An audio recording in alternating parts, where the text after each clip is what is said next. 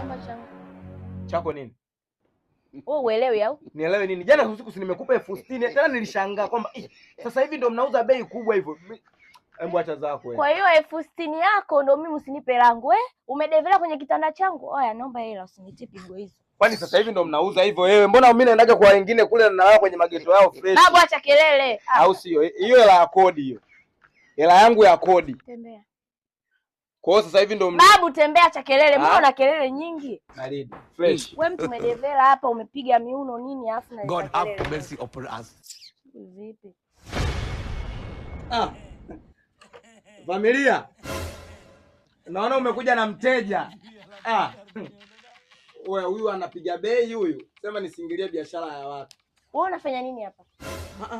Nilikuambia muda ule hela uliochukua ni ya kodi. Wewe cha kufanya ni hivi. Nafasi hii huku mimi ndo nishamia hivyo picha mbao hiyo. Nishamia hapo. Na mke wangu huko njiani anakuja. Cha kufanya sasa cha muhimu. Niende pandeni kule, fanyeni mambo yenu. Sitoangalia na hide ila chonde. Hakikisha hamnirushi chochote. Wazungu wenu huko, sijui umenisoma.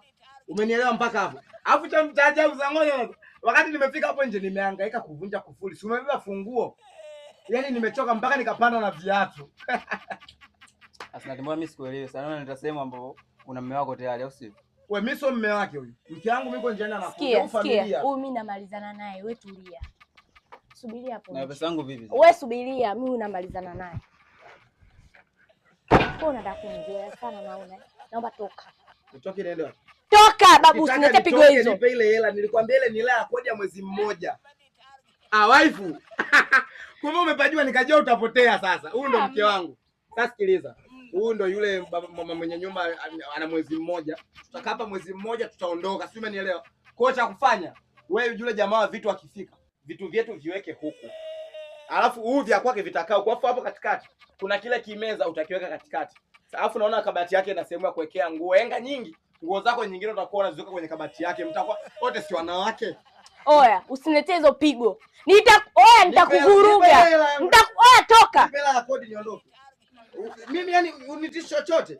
Oya, sikia, shika hiyo hela yako, usijifanye kwamba hela chako. Mama toka. Kumbe hela ulikuwa nayo. Yaani alitaka mimi huyu nimemnunua jana usiku. Alitaka weti kwa laki na toka babu, usishaongea hela zenu au? Anakufukuza. Huyu kaka vipi? Wewe si ubebe bwana wako.